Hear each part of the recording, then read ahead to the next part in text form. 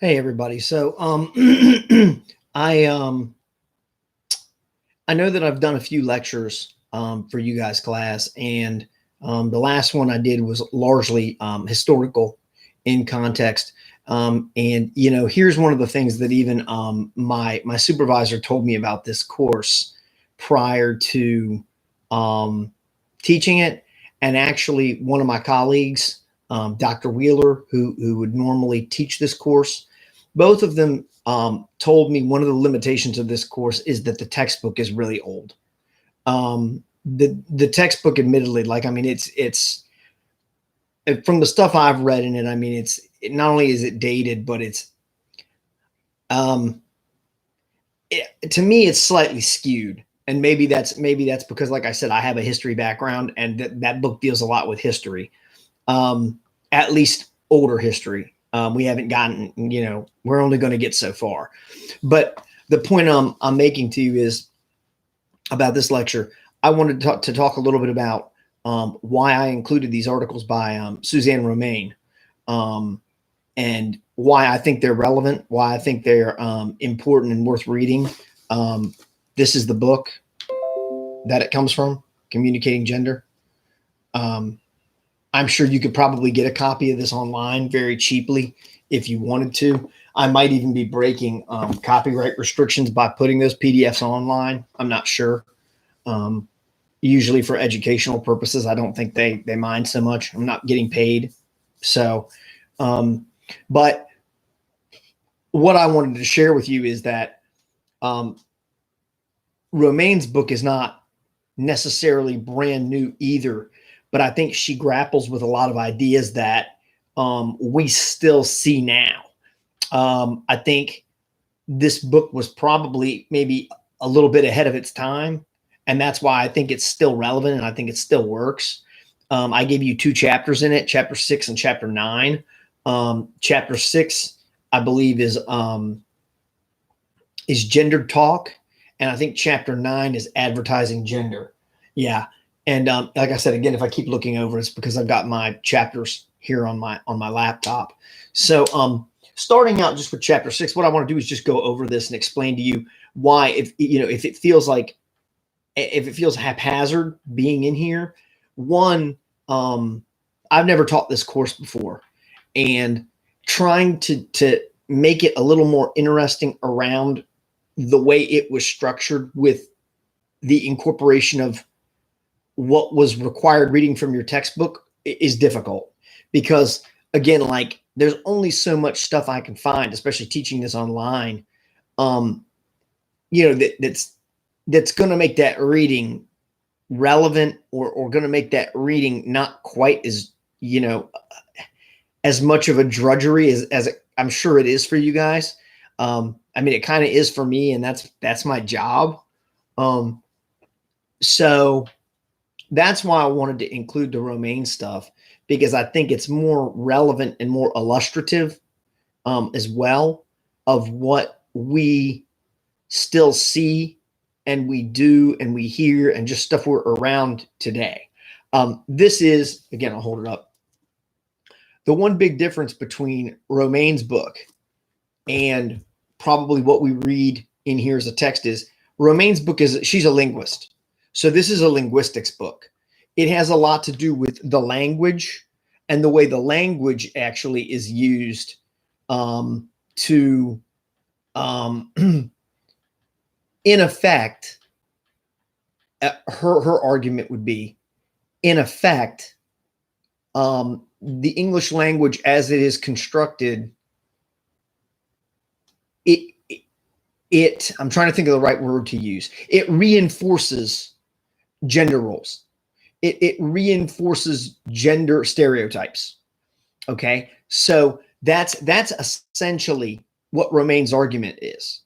And I think what she would also argue as a corollary to that is that women really don't have their own language the way that men do. Like, men historically have been the ones that created the language, and because they did, women don't really have the same access to the language that men do. And one of the things that I always make a point to explain also about the English language is this. any of you ever studied a foreign language, okay, if you studied like French or Spanish, those are the two I know of because those are the two I had to study. They have a masculine and feminine form of the words. Okay, like if you're going to talk about a group of boys in Spanish, it's ellos. A group of girls would be ellas. Okay, well, we don't have those. We don't have that masculine, feminine in English. English doesn't have it. Okay, so again, right there, like it shows you basically there's kind of a singularity there that doesn't exist in most languages. Okay, so starting out with chapter 6, just some things that I kind of highlighted that I thought were important.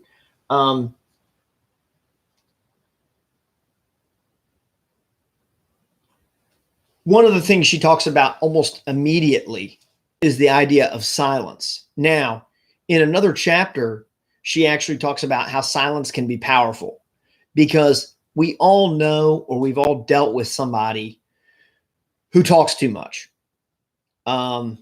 Sometimes when I am teaching or lecturing, I feel like I'm talking too much. But a lot of times the reason that happens in my boat is because if I'm teaching a class of 5 or 6 students and none of them are talking or participating, I can't just say, all right, I'm done, and dismiss class after 20 minutes because people aren't talking. Then I get in trouble. So, someone almost always has to keep the ball rolling, which is why I try to make whatever I'm talking about as interesting or accessible as I can.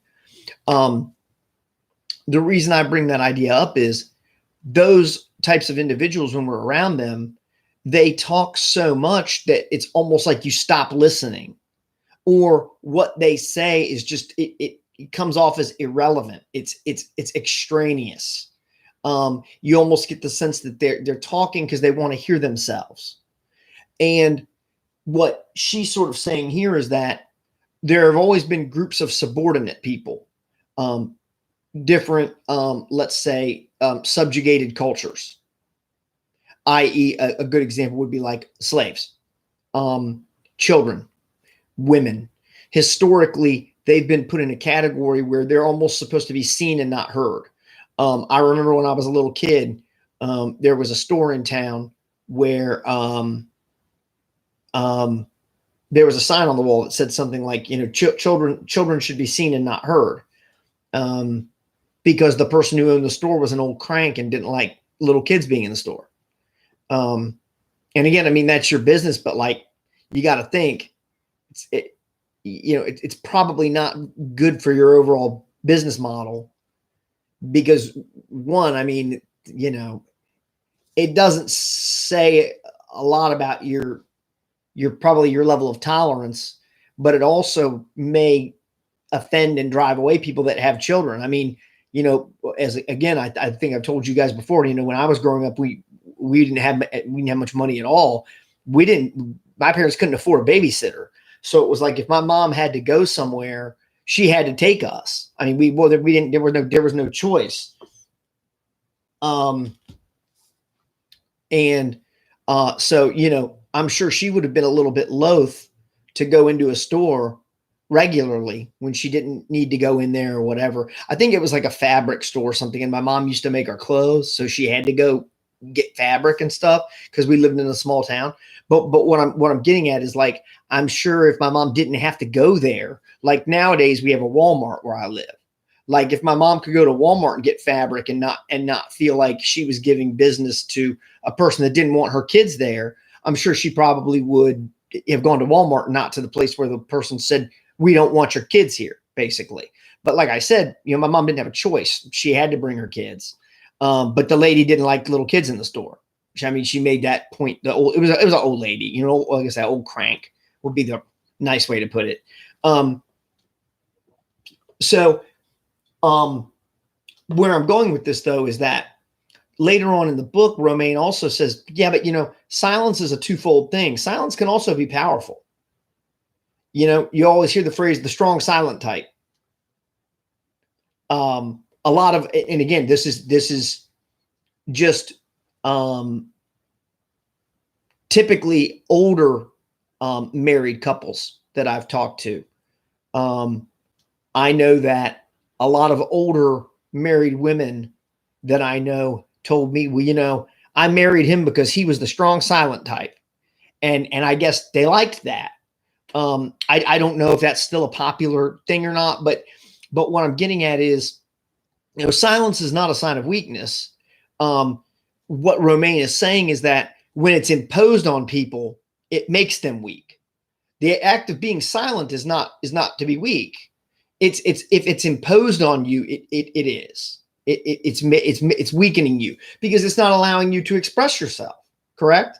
I mean, that makes sense, right? If I was in class teaching and I asked somebody a question, and the moment they opened their mouth, I went, "Shut up! Stop! What I'm doing is I'm cutting you off at the pass, and I'm not letting you express yourself. In that case, I'm weakening you. Now, if I ask my class a question and no one answers, if I don't know how to respond to that, and 15 years ago as a teacher, I kind of didn't, then it's almost as if your silence is power, because what you've done by not acknowledging my questions or what I'm trying to do is you've taken away any structure that I'm trying to impose on the class. In other words, you've almost sort of hijacked my lesson by not conforming, or by not conforming is probably not the right word, by not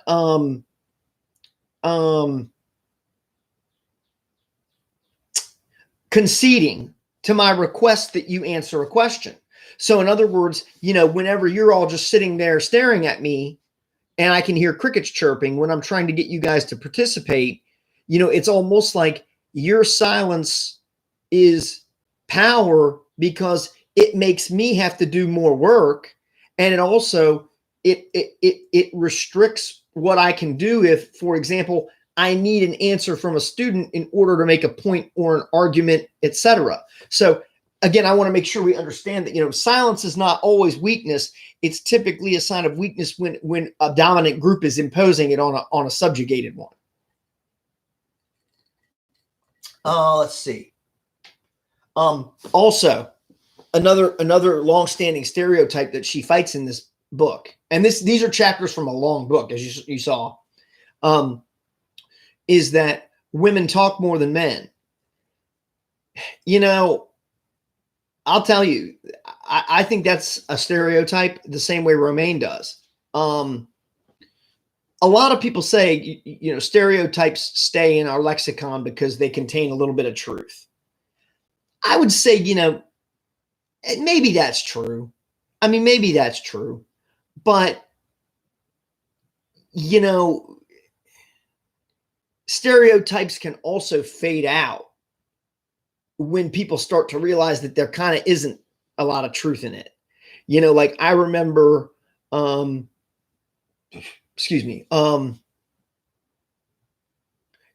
during my lifetime, something I used to hear a lot that I don't know if people just aren't raised hearing this anymore or if it's just faded away. But my red hair, like what I did with that there, got bored last night. Shaved my head into a new style since I can't really leave the house. So I guess I'll keep that until my wife tells me how stupid it looks, and then I'll just shave it off again. But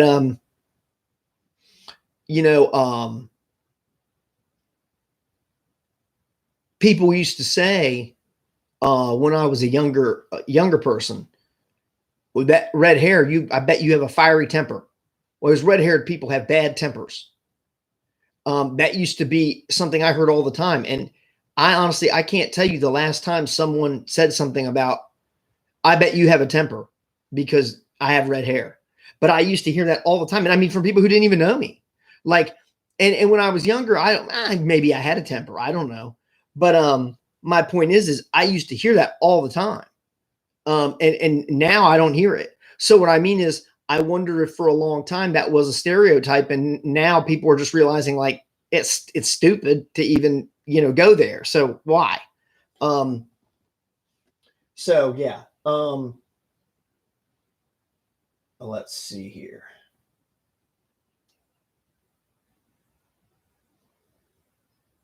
And this thing, it moves kind of weird because it's a PowerPoint, or I mean, a PDF. So it moves kind of slowly.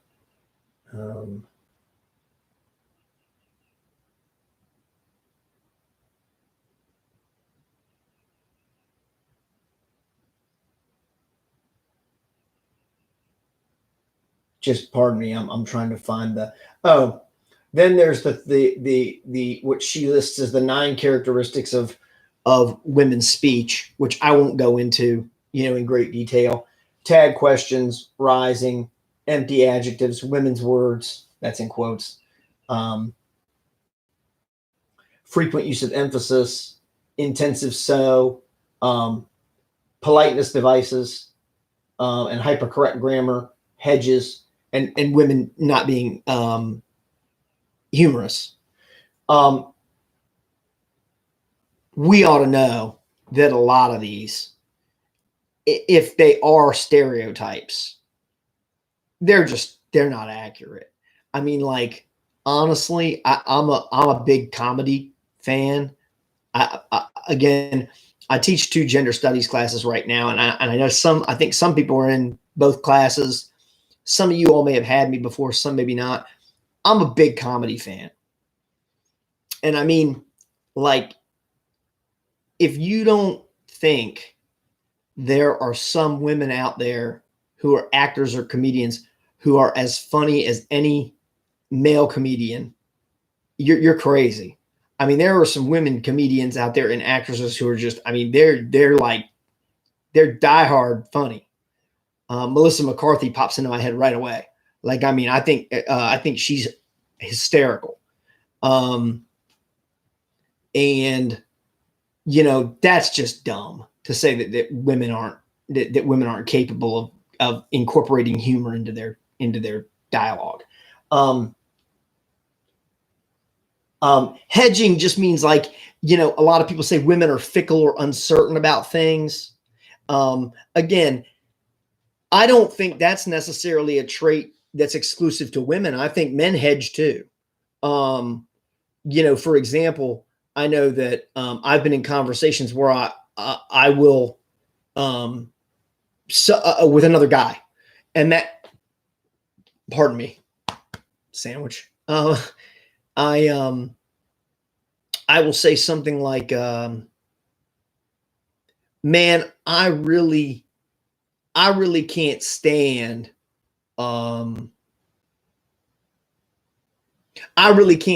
Diet Coke. Someone would say that to me, for example. And then I would go, well, man, I don't know. I mean, I like it. And then the person would go, well, I didn't mean I hate it. I mean, I'm not a big fan of it. Like, it's sort of a way of backing off. I think everybody does that from time to time, because what we do as people is we tend to overstate things. That's just the way people talk. We tend to overstate things. We use a lot of hyperbole. That's just how people are. It's how you're emphatic about something. Okay. Well, a lot of times once somebody else sort of changes the tenor, the person who's speaking changes their tenor. Intensive so, I know for a fact right now that one is absolutely incorrect, because I have been doing that since I was in high school, going, oh man, that well, okay, I'll take it back to my high school at days. Man, that new Outkast album is so dope. Or that new Biggie Smalls is so beast. I've been doing that for like 25 years. I'm 40 years old. I mean, so I know for a fact that one is, I'm not saying Romaine didn't do her research and that's not something that she found. See, what she's listing here, also, you have to understand, it's not so much that she has ascribed these traits to women. What she's saying is that stereotypically these traits have been ascribed to women. So what she's doing in this book also partially is trying to combat them. She's a feminist. She's a feminist writer. Okay. That's why this stuff fits in with what we're doing. It's not just that she's talking about gender. She's a feminist writer. So it fits in to the schematic of this class perfectly. Okay. Tag questions. Again, Tag questions are supposed to imply uncertainty. Oh, I really like Coke, don't you? Like as in a woman needs to be reassured about things. Okay. Like there's that old idea where like you see it on sitcoms a lot, where a woman is getting ready to go out, to go out to dinner with her husband or whatever, and she goes, "How do I look?" And the husband says, "You look fine." And then the woman goes, and then they go back and they redo everything, and the husband is aggravated because he doesn't understand that telling the woman she looks fine is not really the comment she's looking for. It's that sort of that uncertainty.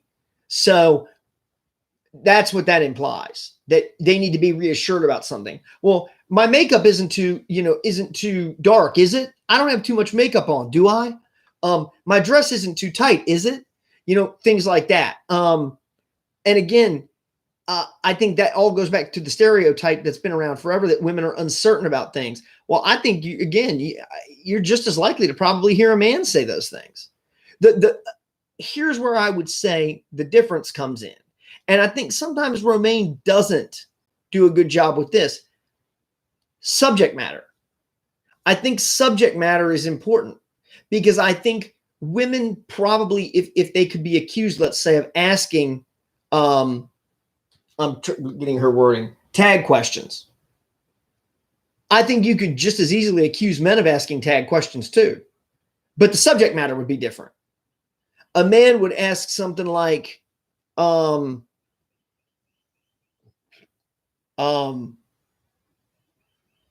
like that new Mercedes. What is it? What's the G? Is it the G Cruiser? I like that new Mercedes G Cruiser, don't you? It's the same thing. You're searching for agreement. And one of her arguments also is that when women talk, they search for consensus. And that's why she says that men fear when women get into groups and talk. Because if women achieve a consensus, I think what she believes that men believe is that the consensus is going to be against them. Almost like women talking in groups is a conspiracy or something. I don't think that. So again, it's one of those things where I have to put myself in the mind of the writer. I can't just say, well, I don't agree with that and move on. All I can say is, I don't agree with that, but I understand why she would say that or think that. Because let's be honest, like one reputation that sticks with a lot of men is they're paranoid. And when a man thinks his masculinity is being questioned, they become ultra paranoid, or they have to overcompensate in some way. Rising intonation. That just means basically when you talk, you hit certain words in a different way than you do others. The example she gives here is, let's see. Oh, yeah, it's almost like a double question, like answering a question with a question. Like if someone asks you, her example is, when will dinner be ready? Around 6 o'clock? Like in other words, again, it's that idea that, and I think she's building on a theme here. Women aren't considered by men as being very definitive, or being very I'm trying to think of the word I want to use here, because me and my wife refer to ourselves as this all the time when we go out to eat and we can't figure out what we want to eat. I'm trying to think of the word that we always use. I can't think of it now. We use it though, both of us, when we can't. Decisive. We're not very decisive. Women have that reputation of not being very decisive, and that's again what that sort of stereotype, that sort of way of speaking is alluding to. Empty adjectives that express a speaker's feelings. Empty adjectives, I mean, she has on here divine, adorable, charming, cute, again, what we would call, but we remember, we don't have a masculine, feminine, what we would probably think of at least adjectively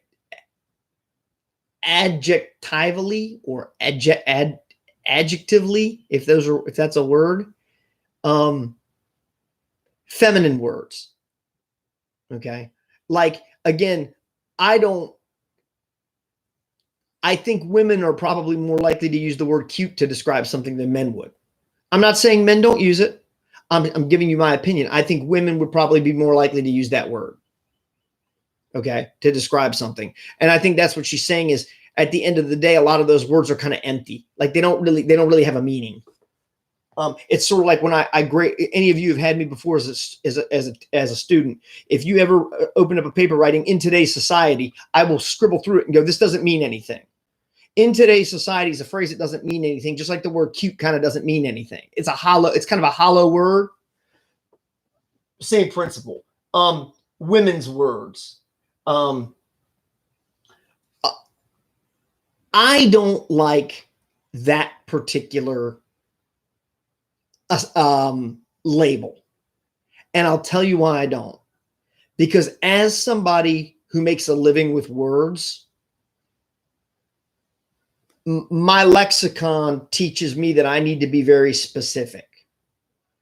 Because, for example, what she's labeling here is colors. Okay, like, for example, I'm not a big fan of the color yellow, but I really like the color chartreuse.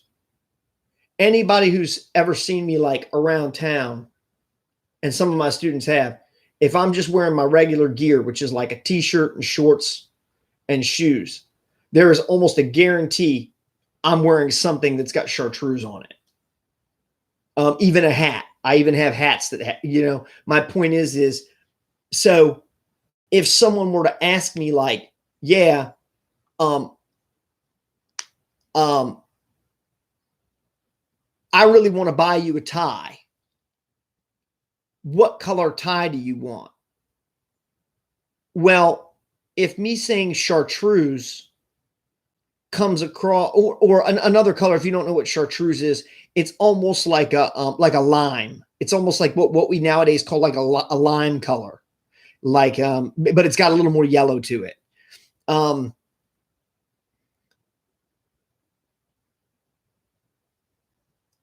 If I told somebody chartreuse and they looked at me like I was an oddball, I would tell them, well, I'm not going to tell you yellow because I don't want a yellow tie. And I'm not going to tell you green because I don't want a green tie. I want a chartreuse tie. It's sort of like in the middle of those two colors. In other words, what I mean is when your life is words, you learn to be very specific with the words you use. So I don't like that. I don't believe that's an accurate stereotype. Like, I don't think that people, at least that I know, I don't know very many people who go, well, man, those women, they sure do use a lot of words that are real particular that I don't understand. I've never heard that. And like I said, and I'm 40 years old. So I've certainly never thought that. So that's one I'm not sure where that one comes in. Again, I tend to think you could put anything esoteric in there, if a mechanic is going to be explaining a bunch of stuff he's going to do to your car to you, and you don't know anything about a car, is he speaking to you in a man's language because he's a man, or is he speaking to you in a mechanic's language because he's a mechanic? You understand what I mean? Like, it's esoteric. It's esoteric. What that word means is discipline specific. It's like I tell my students when I teach like intro to lit, and then I go over and I teach my English majors when I teach British lit. I don't teach those two classes the same way. My English majors, I need to be esoteric with them. I need to be discipline specific. My intro to lit students, mostly they're just taking that as an elective. They don't need it. Like what I mean is they don't need to know all the terminologies that an English major would. It's esoteric. It's not me trying to talk over my English majors' heads. It's me trying to give them information they need. And I don't neglect to speak that way to my 201 students because I'm dumbing it down. It's because I don't think they need to know those things. So again, it's more, I think it more ties into just esoteric language. What do you know about? What do you know? frequent use of emphasis. I also don't know that I agree with that. I can understand why that became a stereotype. Like, because women are supposed to be considered more dramatic, a flair for the dramatic. Oh, that's so beautiful. Oh, be still my beating heart. Things like that. I mean, again, I don't necessarily agree that's true, but I guess again, she's done her research and that's something she found that people believe about women's speech. And again, like I said, one of the things she's trying to do is eradicate these ideas. So I don't want you thinking when I'm talking about it that Romaine is the one telling you these are true. What she's doing is saying these are things that historically have been said about women, about the way women speak, and here's why pretty much they're not accurate. Let's see. Again, like I said, because speech has largely been viewed as man-made, anything women do that either attempts to subvert it or differs from it is viewed as being odd, okay, or inappropriate. That's that's sort of her her premise.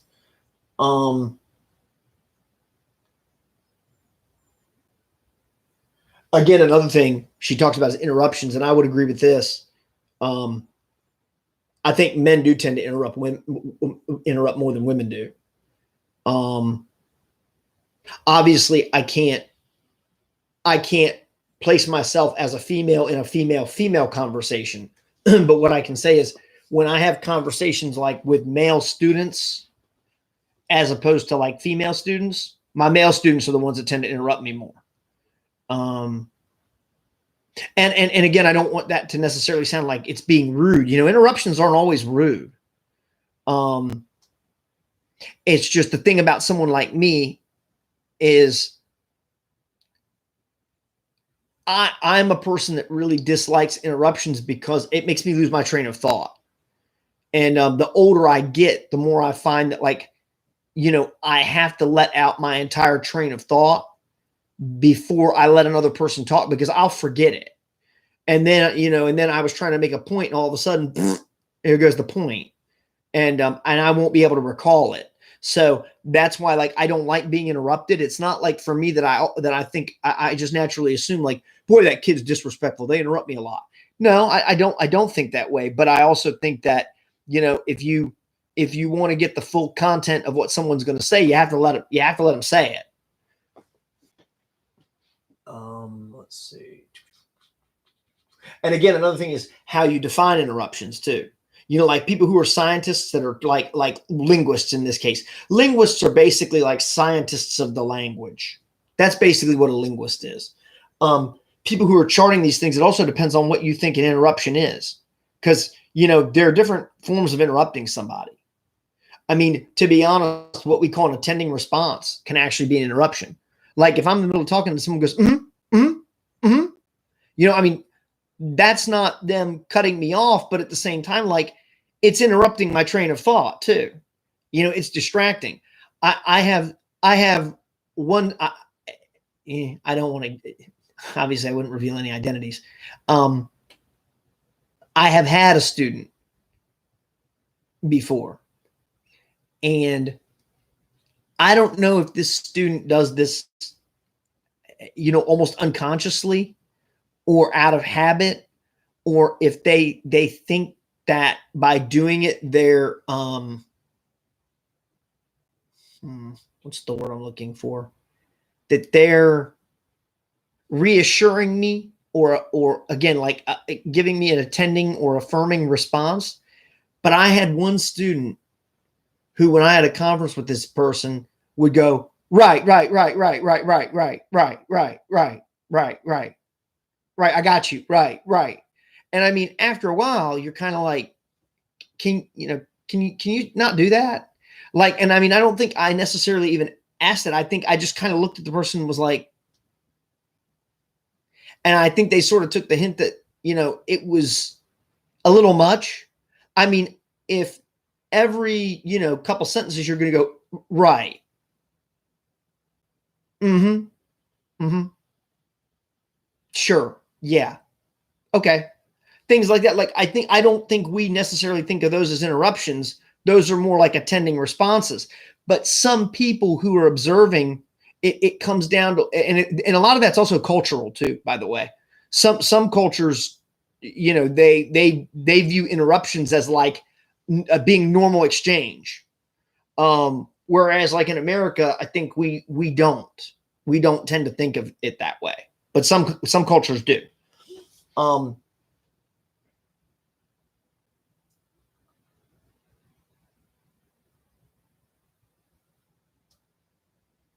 Yeah. And again, that's on page 159 of the PDF if you wanted to look at that. There's more about that.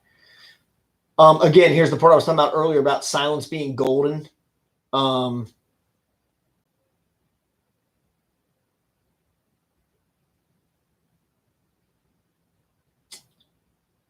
Another thing that's important too, and I think I may have put this on I think I put this on a quiz for my men and masculinities class. The idea of gossip. That anytime women get together, they gossip. Well, gossip is a derogatory. It comes with a negative connotation. Gossip tends to feel like to me when I hear that word, what I think of is rumor spreading. Women kind of like getting together and bad mouthing other people. That's sort of the connotation to me that I get when I hear gossip, spreading rumors. Almost like what we would think of as like inappropriate. But again, like what you see on here is that originally, it was gossiping that as a term was originally the christening feast at which family and friends gathered to congratulate the mother. Well, you can right there, you can see how over the years, words, the definitions of words change. So gossip underwent a pejoration, which pejorative just means negative, a negative change. And it came to mean idle or malicious talk. And usually referred to the person doing it as engaged in that kind of malicious chatter. So like a gossiper would be like the noun form of the word. Like I said, I talked about silence.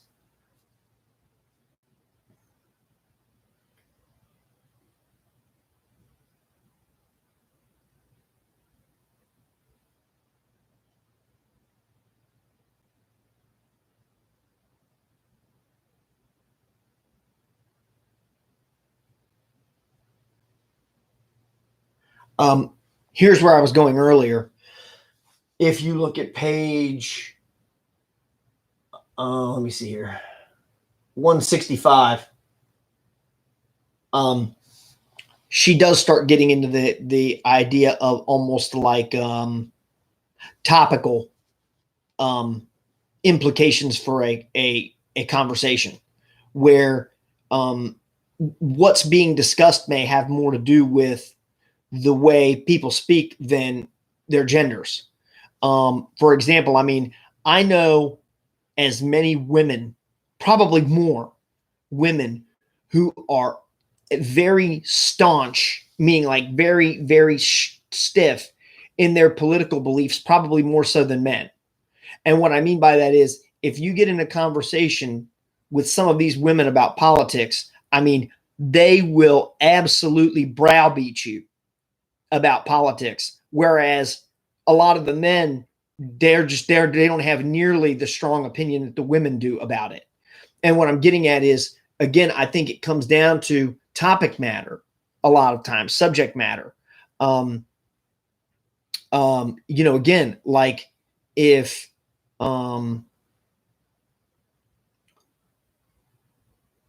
me and a bunch of friends are all sports fanatics and we're sitting around watching an NFL playoff game and we're all rooting for the same team and that team scores, we might get up and give each other high fives and be yelling and hooting and hollering. I mean, in its own right, even though those are those are called, I'm trying to think what the philosopher Rousseau called them. I don't know if he called them exclamations or, actually, I think the book is in my office. I was going to look over here and see if I had it. He said the original way that people spoke was it wasn't with words, it was with sounds. So basically it's kind of primal, going, yeah, ooh, woo, things like that are the way he believed the way people originally communicated. And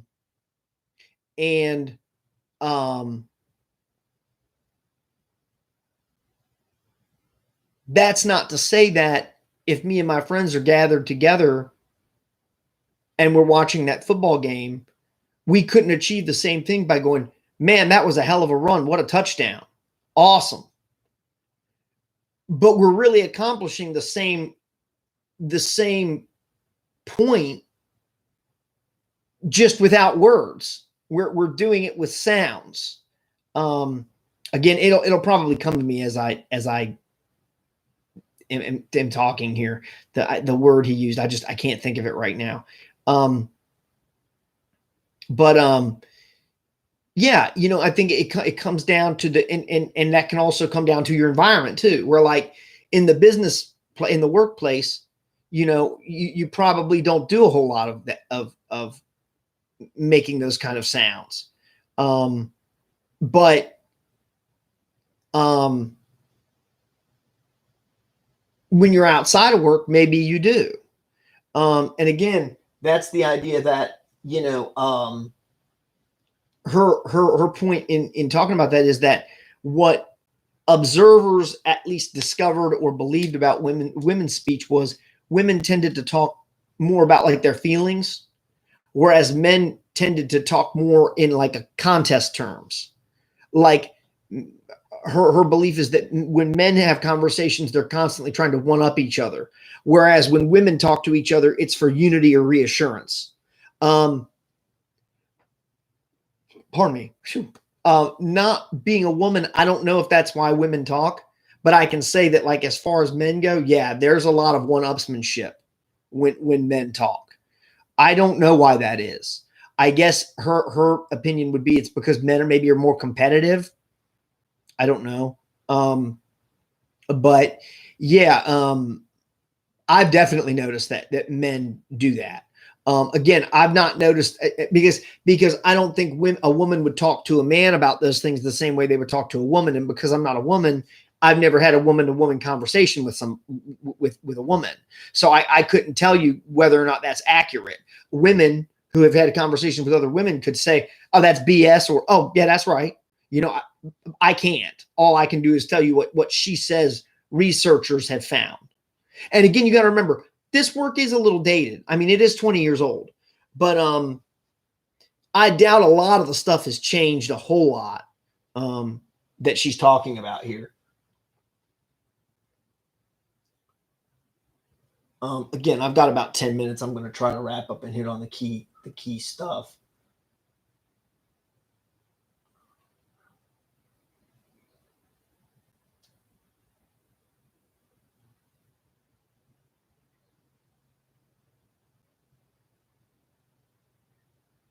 Yeah, stereotypically, men tend to talk more about things, and women tend to talk more about relationships.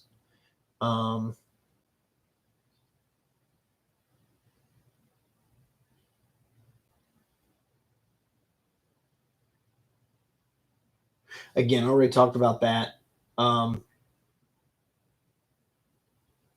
this is something funny here. Interestingly, both men and women ascribe many of the negative characteristics of political language to men, which is funny, being like I said, I probably know more women who have a much stronger view of politics than men do. Anybody that's had me as a teacher, you guys know I'm pretty apolitical. I mean, I don't really talk about it much in class.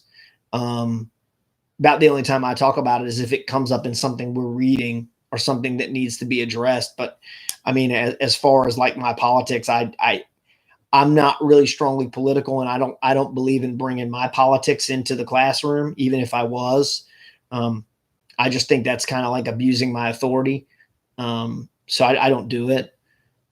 That's just me. I know a lot of teachers do, because I had a lot of teachers do it to me. So I know a lot of teachers do. They love to feel like they're converting people to their right way of thinking. But it's kind of irresponsible, I think.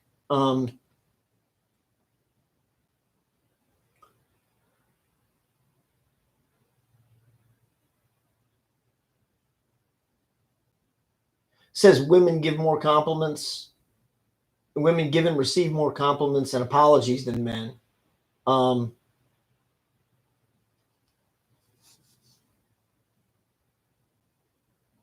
I don't know that I would agree with that either. Only because here's the one thing I would say though. I would say I think in my experiences, when you get a compliment from a woman, it's more sincere.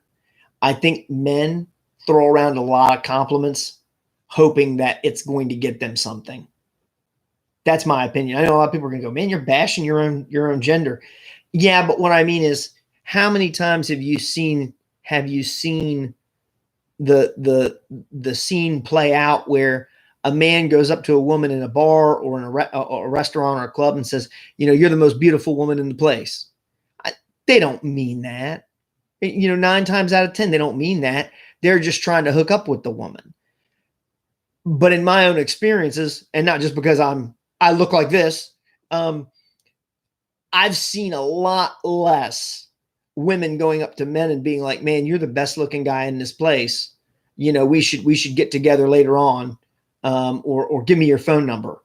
I've seen a lot less of that. And I mean, some of my friends in college were some pretty good looking guys. Like, I mean, and I've seen a lot less of that. I'm not saying it doesn't happen, but I'm saying I think it happens a lot more where men, I think, do throw out a lot of compliments. I just think that a lot of times the compliments they throw out aren't sincere. And I'll say one more thing about that goes along with this too.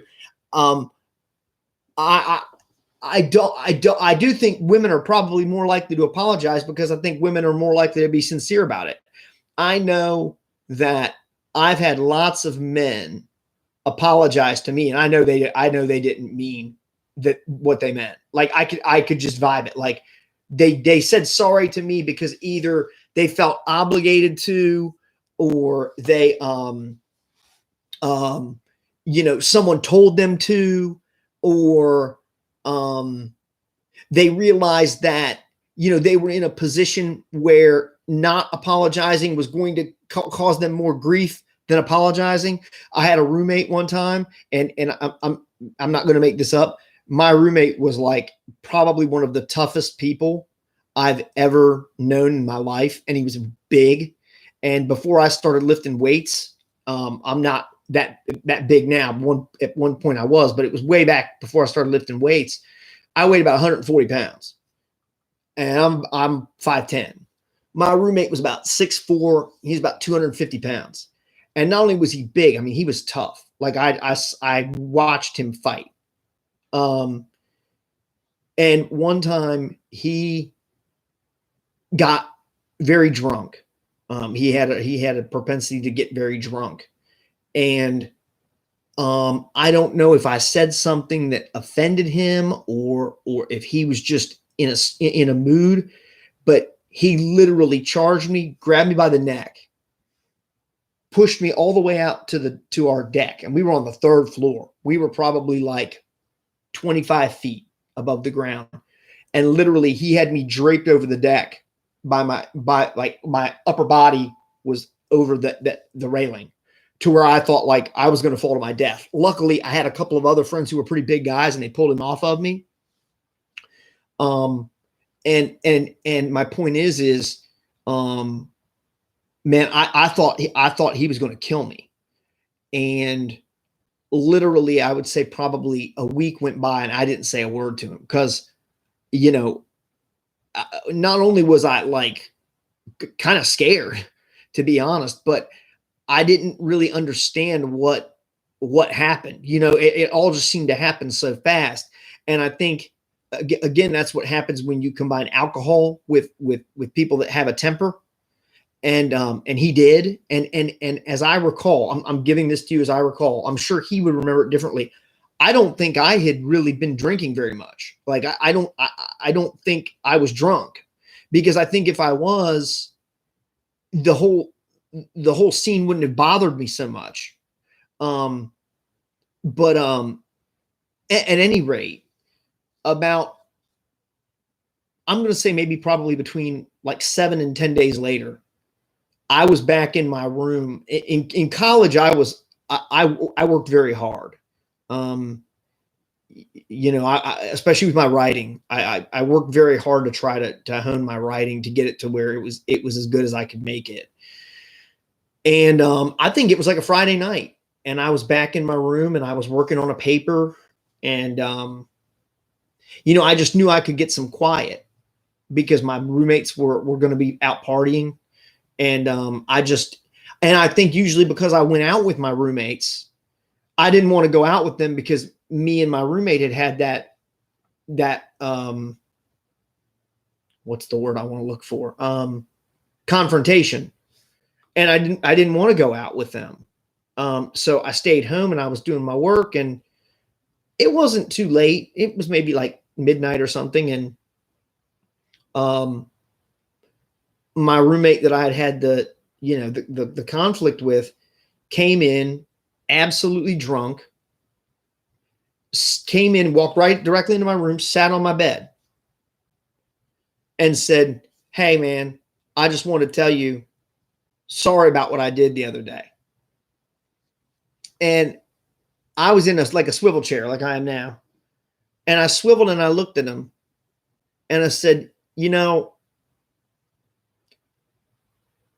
that apology might have meant something had you apologized more quickly after you did what you did.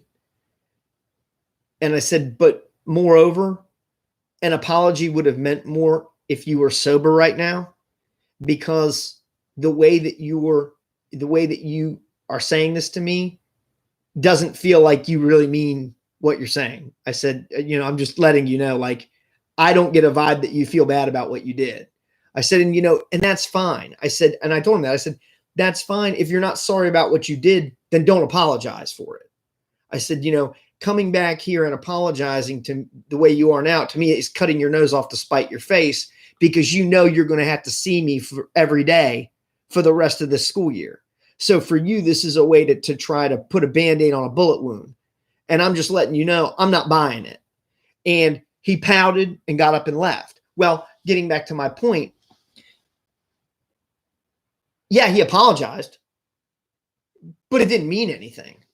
And that's been my experience with a lot of times when men apologize, is that it's hollow.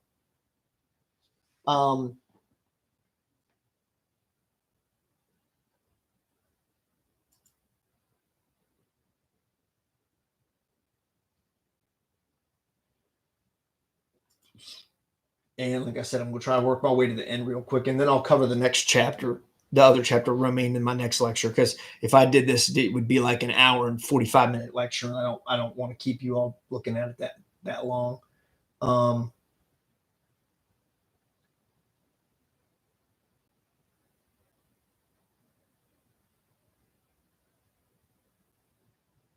Again, this is talking about, she's talking about language as like a commodity.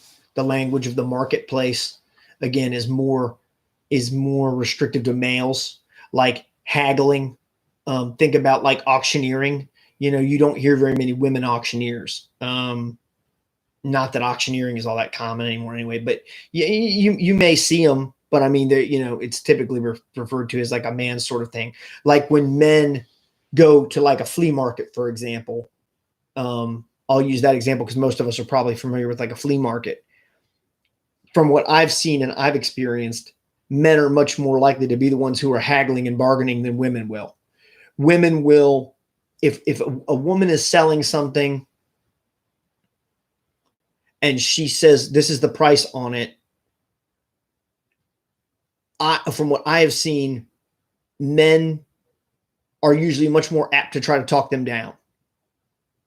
And conversely, if a man is the one selling something and a woman asks what a man wants for it, a man is much a woman is much more likely to pay what the man asks without haggling with him. That's what I've seen. Again, I'm not saying that's true. I'm saying that's what I've witnessed, because I have had booths at the flea market. I have gone to the flea market. I have haggled with people. So I actually have experience at that. So I've seen it. That's what I've seen. Um,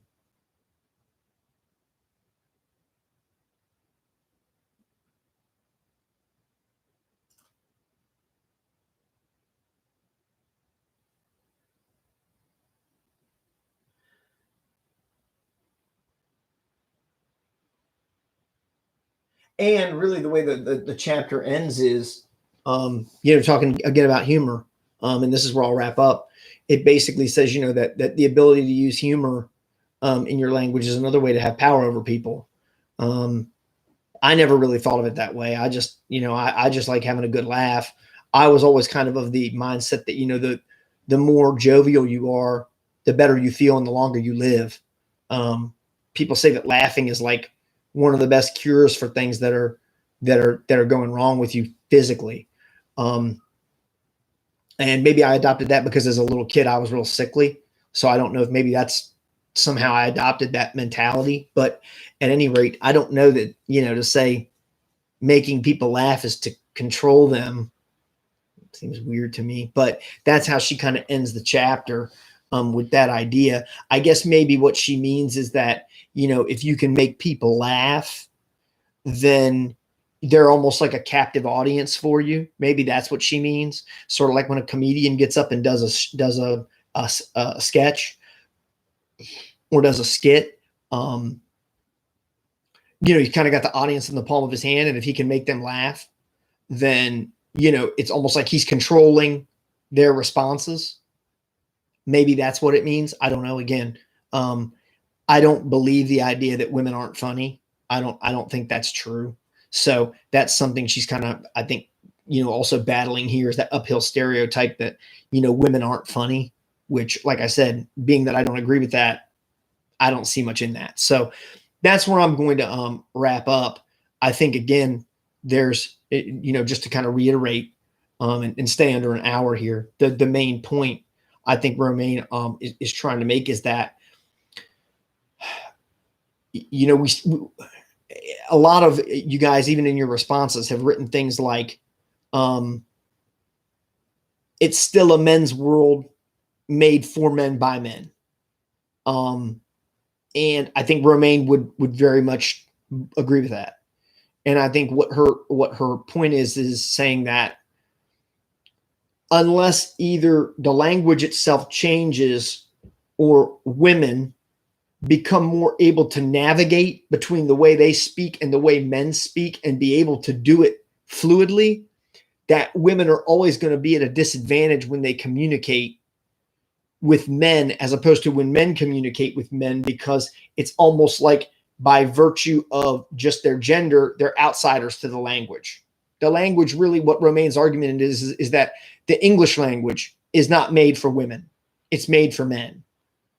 And I think her point is that's one of the reasons why, for example, she brings in a lot of demographics and stuff later, like, I'm just pulling out a number here, like, 74% of multi-billion-dollar businesses are owned by men.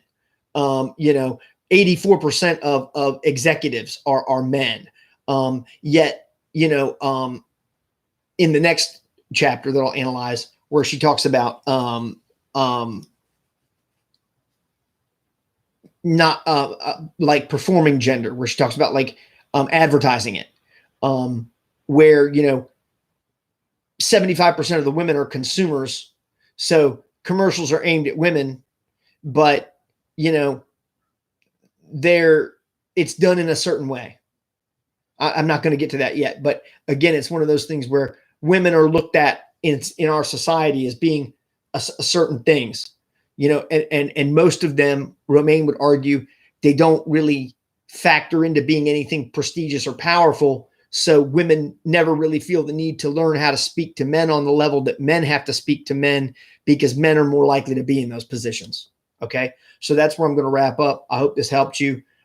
Within the next probably day or two, I will put up another lecture about the next chapter of Romaine, and I will. If there were any assignments that I gave you that need graded, I should be able to get those done too. Okay, so in the meantime, well, I probably will get to say this to you as long as I can make another video tomorrow.